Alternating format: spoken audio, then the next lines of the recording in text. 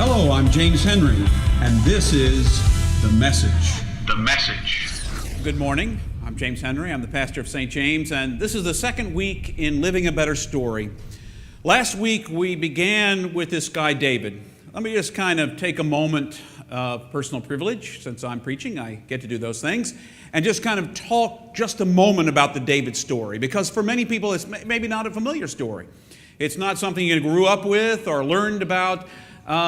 One of the key characters in the Old Testament story is David. He rises to become king of Israel. His son, whose name Solomon, is credited with the Proverbs and Song of Solomon and some other writings, Ecclesiastes, the preacher. But David is remembered as sort of the golden age king. The one who God even says is a man after his own heart. This is the kind of king everybody wants. This is the kind of leader you want. Somebody who is going to actually stand for something, who's going to believe something, who's going to do something, who is not necessarily in outward appearance who you would expect to be king, but the one who on the inside, the man of character. God chose him last week when we read the story. God chose him not because he looked like a king, but because God saw in his heart and thought that his heart would make him a good king. That his heart, what made him up, his metal, the very fiber of his being would make him a great king, would make him the kind of king God wanted. Now, of course, when we left off last week, it wasn't clear exactly how David was going to become king, because there was already a king whose name was Saul. And Saul was a choice for king, the first king in Israel, as we're told in the biblical story. And he was chosen because he looked like a king on the outside. He was big, he was strong, he was muscular, he could lead the army, he was tough. And everyone thought, boy, that guy is handsome, he ought to be king. And guess what? He was. But he wasn't a very good king. He didn't listen to God. He didn't listen for what God wanted in his life. And so he God said, I don't like that Saul guy. He wasn't my first choice. In fact, he's not really my second choice. In fact, he's not my choice anymore. I want a different choice. I'm going to choose somebody. And it turns out that the story goes that it's David. Now, of course, today is a story that fast forwards. But in the in-between, David slowly rises to power one way or another. He comes to serve Saul, and he becomes a general in Saul's army. Eventually, Saul is killed, and Saul's son, his only son, Jonathan, is killed. And so David takes the throne. Now, you would think you'd be really happy to be the king once you got there, and you wouldn't take it for granted. After all, you came from nothing. You were just a shepherd. You'd think you get to be king, man, I am going to take this seriously every day. But I think we see here in David just a little bit of the danger that happens to us all. You kind of start to take for granted whatever you've got. You get to a place in life, you arrive and you figure, hey, this is a pretty cool place to be. I like my life. I like what everything is. And I must deserve this because I've got it. And since I deserve it, I can just kind of ride along with this. Now, pretty soon, we find out David is not living up to his kingly duties. We find this out when it comes, he does a variety of things that are kind of iffy. But it gets to this place in the scripture, before the one we read today, where it says, and it should give us a clue, in the days, it became the days of spring, the time of the year when kings lead their armies into battle. And David stayed in Jerusalem. Okay, hold on a second. Kings lead their armies to battle. Now, whatever you think about battle, kings have a place where they're supposed to be, leading their armies in battle. Where is David? Is he where he's supposed to be? No, he's back in Jerusalem. His army's somewhere else. He's back in Jerusalem, and that's when it all comes unglued. One day, he's kind of luxuriating. Now, imagine his whole army's all fighting somewhere else. He's luxuriating on the roof of his palace when he notices a very lovely young lady who is taking a bath. He should avert his eyes and walk away, and that would be the end of the story. He would have never seen her if he had been off fighting wars where he was supposed to be. But he's at home. And he sees her, and the rest sort of becomes history. He sends for her. She's married to someone else. He sleeps with her anyway. They conceive a child. David is concerned somebody will find out, so he calls back her husband from the battle and tries to convince him to go and sleep with his wife so it can look like it's really the husband's child, not David's child. And when he cannot convince Uriah to sleep with his own wife, because it would be unseemly to do that when all the other soldiers are off at war, Uriah is sent back to the forefront with a message. Sent back to the general, and it says, I want you to send... So Uriah doesn't read the message. He hands it to the general. The general looks at it, and it says, I want you to charge into battle with Uriah at the front, and then I want you to pull every other troop back so that Uriah is killed. Now, of course, David didn't murder him per se, personally. He didn't use his own knife, sword, gun, whatever weapon. There weren't guns. He didn't use his own weapon. He used the weapon of his power to kill him. And so it is now that Nathan shows up to confront him. Nathan has shown up, and that's what Linda read to you this morning. Nathan comes in. Now, as you can imagine, this is kind of a scary job to have if you're a prophet. The job of a prophet is to speak truth to power. Nobody in power ever wants to hear the truth. Can we just be honest with each other? Nobody wants to know. You know, when the emperor is wearing no clothes, he doesn't want anybody to say, dude, you're wearing no clothes. You know, the child has to say it in the procession, if you remember the emperor has no clothes story. You know, nobody wants to tell him the truth. They want to be yes men and yes women and encourage them. Go ahead. It's stupid as all get out, but go right ahead.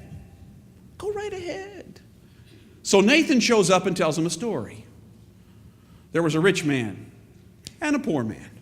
The rich man had flocks. He had sheep. He had goats. He had cows. He had everything. His next door neighbor, you can imagine what kind of a neighborhood it must have been if, you know, one guy is really rich and he has this nice house and then there's a little shanty next door. In the little shanty next door, there's a man who is poor and he has just a little ewe lamb. And he loves that ewe lamb. Treats it like a member of the family. It eats at the dinner table. You know, our dog would really love to do that. Reedy would try. She periodically slinks over to see if anybody notices that she's kind of peeking. And she keeps inching over until I have to say in my firm voice, what are you doing? You know, and then she goes back to her bed and then looks at me like, oh, I was just walking around. I was just looking.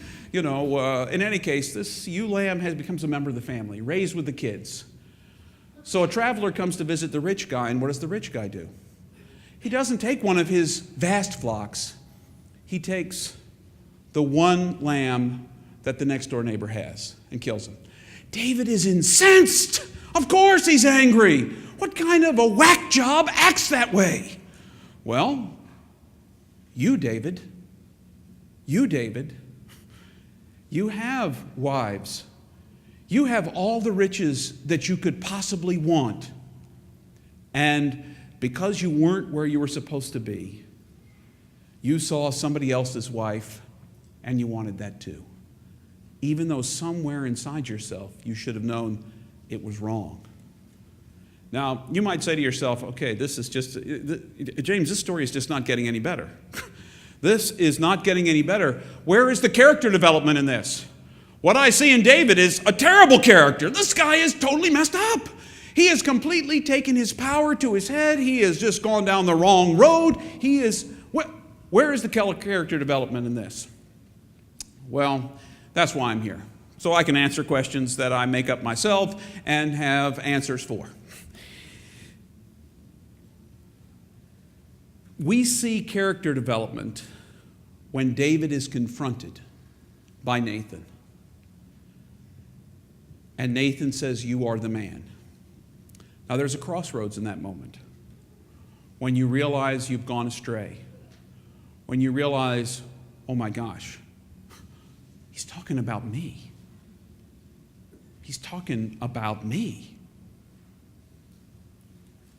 Now, David could have at that moment said, oh, Nathan knows something nobody else knows. I don't want anybody else to know that. Let me send Nathan to the front. Let me send him with a little message to the army and get him killed too. Or David can say, oh my gosh, what was I thinking? I have completely forgotten who I was. I have completely forgotten who God called me to be. I've completely forgotten my job as king. I've forgotten myself. And because of that, I need to change my way. Now, see, that's character. When you're wrong, when I'm wrong, I say I'm wrong. Little, dirty dancing. If you don't remember that, Jerry Orbach says that, When I'm wrong, I'm saying I'm wrong. And he says it, Patrick Swayze, right there. And we don't put baby in the corner. But that's a side issue. That's another moment altogether. So what do we learn from this story about building character? First, I think it's very important that we remember in the David story that you need to know who you are. You need to discover for yourself who you really are, who God has made you to be. Who did God wire you to be? What kinds of gifts, what kind of passions do you have? What is it that God's calling out and eliciting from you? What does God specifically want from you that nobody else could do? Nobody else could do. I think anybody could do what I do on a Sunday morning. They couldn't do it the same, but they could do it. Take a story, think about it, pray about it, have a dialogue with it all week long, and then speak about it on Sunday morning. Anybody could do this, but you can't do it exactly like I do it. Probably good for the rest of the world.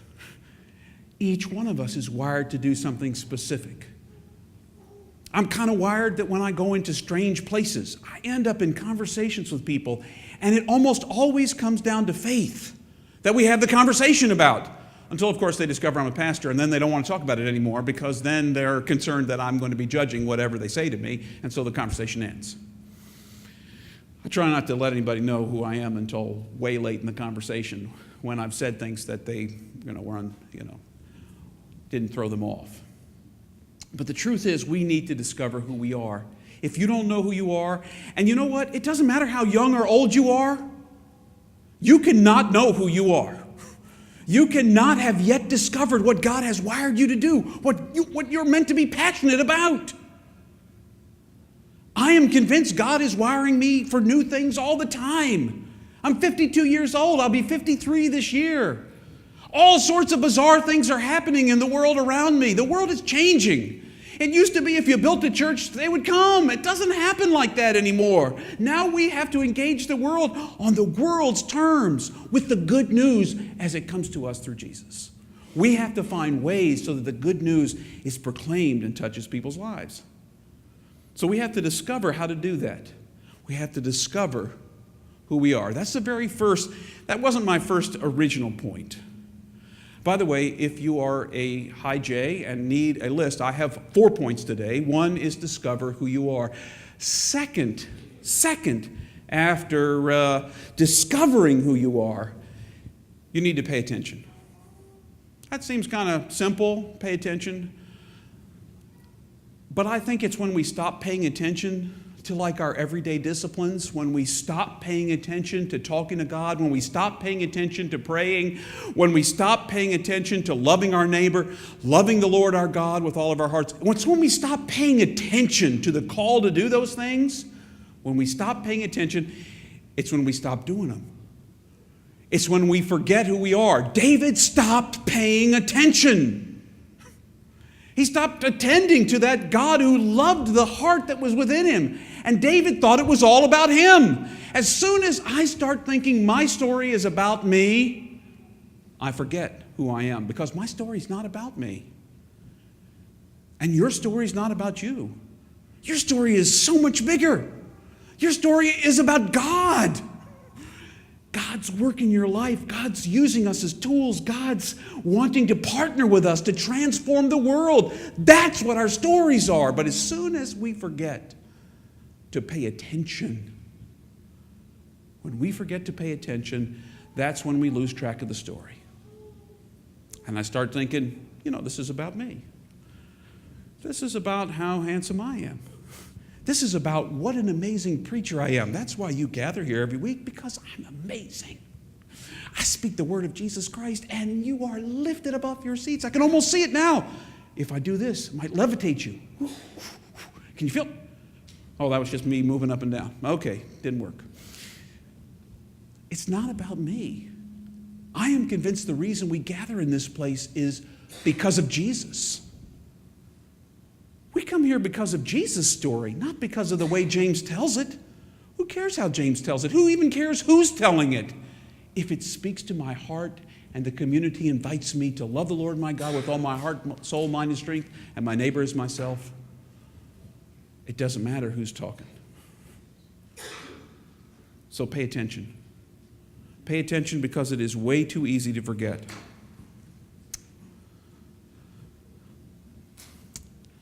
The third thing I want to say is about listening. But there's kind of a corollary to the listening.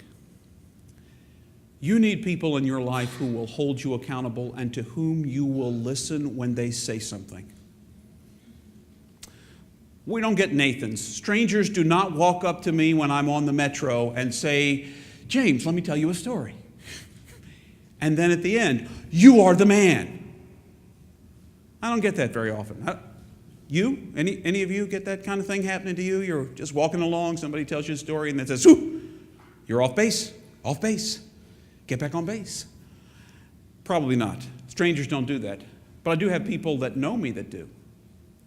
One of the wonderful things that has happened to me over the last couple of years is someone said yes to a job here at St. James. She told me that I told her that there was only one meeting.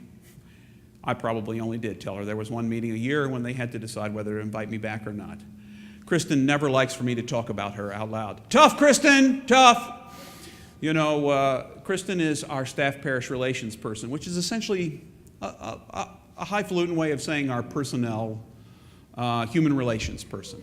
If you ever have a problem with me, you can talk to me directly, but if you don't want to talk to me directly, you can talk to Kristen. And Kristen will then talk to me, because that's part of what Kristen does.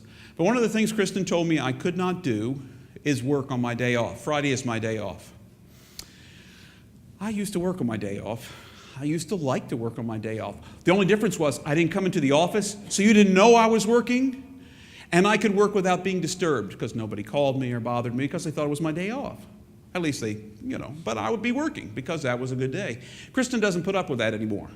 In fact, she regularly asks me, holds me accountable. You didn't work on Friday. I remember once I responded to an email she sent me. I didn't see it till Friday. I responded. Guess what happened? What are you doing responding to this email on your day off? You're supposed to be off. It was like she gave me a little test, and I failed. I don't read emails on Fridays anymore, at least not much, just in my personal email box, all 6 of them. But the professional one, I don't read that one. But somebody who you trust, who will hold you accountable, who will tell you the truth. See, this is the problem in our lives. Most of us say what we think the other person wants to hear. You know what? We don't need any more people like that in the world. If Linda asks me what I think of what she's wearing, I will tell her. And guess what? If she wants to wear yoga pants, I don't care. But that's a side issue.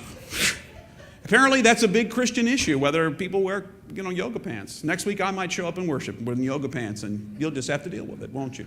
But the truth is, if she doesn't ask me if she doesn't want to know the truth, because I'm going to tell her. And let me just tell you something about what I've learned about honesty from my lovely wife in 23 plus years. And that is, I don't ask her if I don't want to know either. On Sunday morning, I think it's the bravest thing I do, not to preach.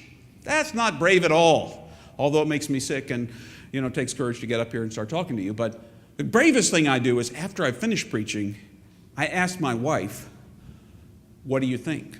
What did you think? If I don't want to know the truth, I do not ask that question.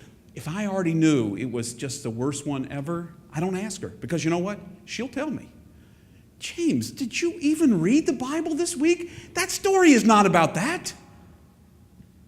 Now, we all need people in our lives who will hold us accountable and who we will listen to when they call us out. Do you have somebody like that in your life? Somebody you trust? Somebody, when they call you on the phone, that you take their call? And that when they tell you that they have something to say, now you may disagree with it. And I'm not saying that the person who calls you out is going to be right. But you have to take them seriously. Do you have an accountability team in your life? You know what part of the church is supposed to be? You know why we gather in groups and don't just sit all alone by ourselves under trees? Because when we gather here on Sunday morning, we're supposed to hold each other accountable. Sitting in this room together is not just for our entertainment or because we have really comfortable chairs. They are pretty comfortable. I wish I got to sit in them more. But the truth is, that's not why we gather in this place. We gather to worship God, but a piece of worshiping God is holding each other accountable. When I preach the sermon, I've had people come up to me afterwards and said, man, did you read my journal? I needed to be called out about that, James. No, I didn't know you needed to be called out, but apparently the Spirit did. And apparently the Spirit called you out. We need accountability in our lives. Somebody who will say, you are so off base. David, whether he wanted to admit it or not, needed Nathan. He needed someone to whom he would listen, who would tell him the truth. So that third lesson is about listening. The fourth lesson is this. Even if you're listening, you get to choose how you respond. Be careful. This is where you either build character or you throw your character to the curb. Nathan could have been dead after his conversation with David. David had all the power. David didn't have to listen.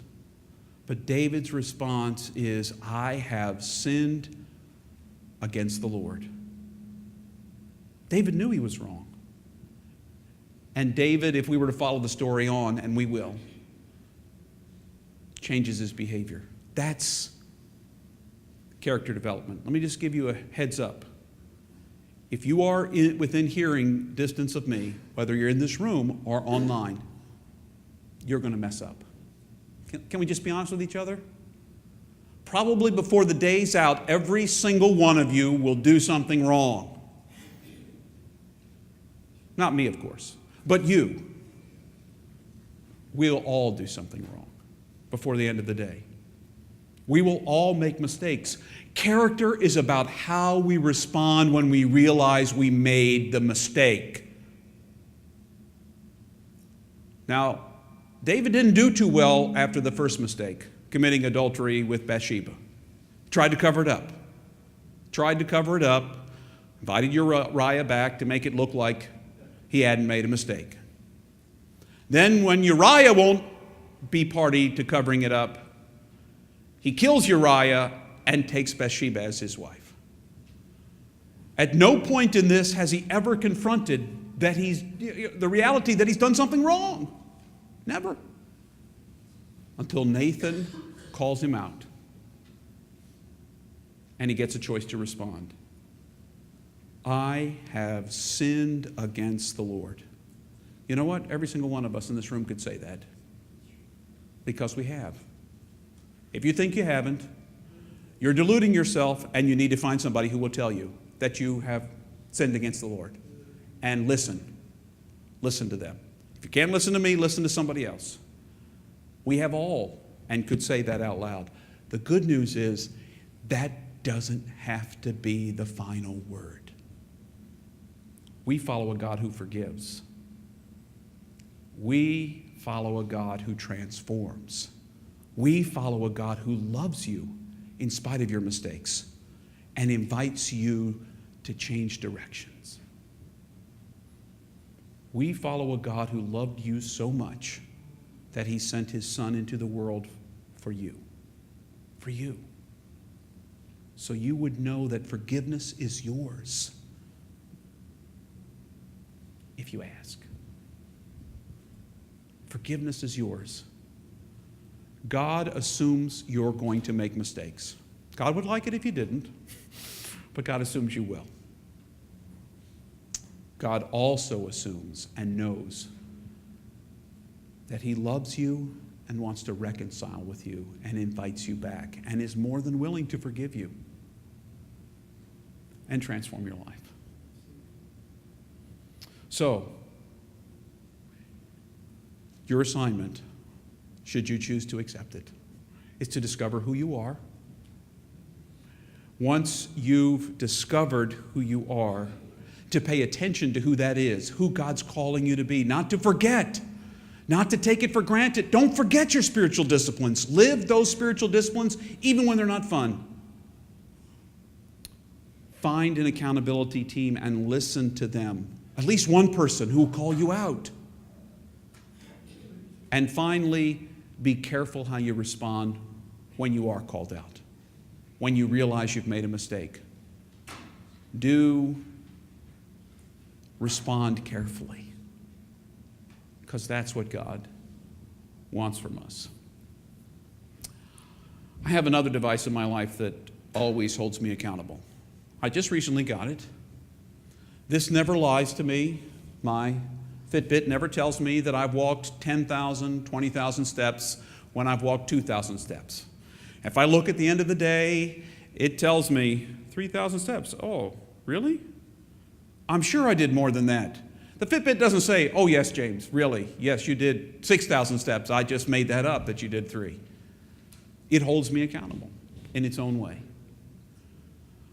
But that's just a little way. Can you be accountable to someone else, including to God? Find someone in your life. Find someone in your life and choose carefully who you'll be and how you'll live it out.